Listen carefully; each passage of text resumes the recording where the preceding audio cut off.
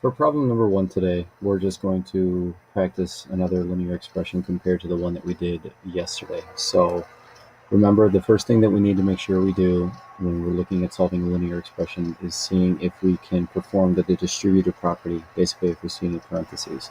Now remember, you can do either the left side or the right side first, doesn't really matter. So we're going to go ahead and start with the left side where we have this negative right here. We're going to multiply this through everything in the left. So we're going to end up having -1 plus a -7x, and that gets rid of our parentheses on the left-hand side.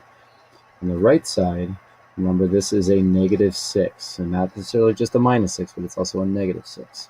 So we're going to do -6 times 7, which gives us -42, -6 times x, which gives us a -6x.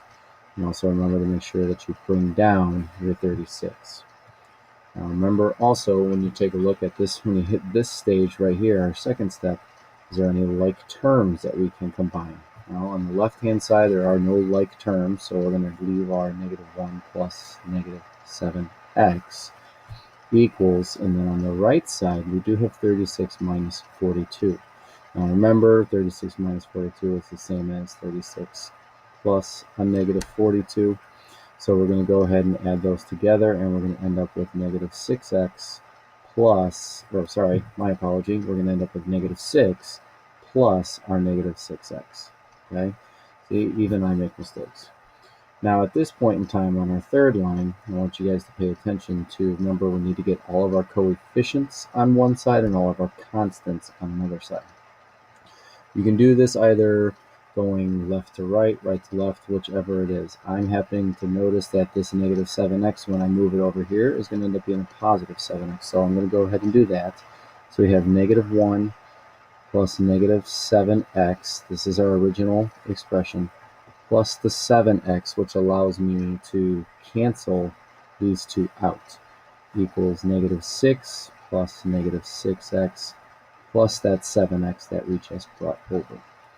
Okay, so now on the left side, I'm left with -1 equals -6 plus, well, -6x plus +7x leaves me with just x.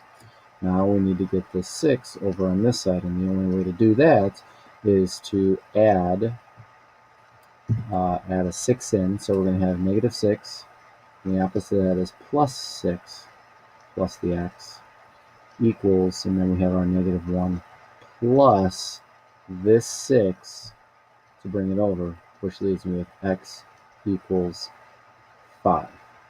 Now remember, at any point in time, any of these problems that we're doing, this was just problem number 1. At any point in time, feel free to stop it and re-watch it again. I'm going to have a separate video for every single problem.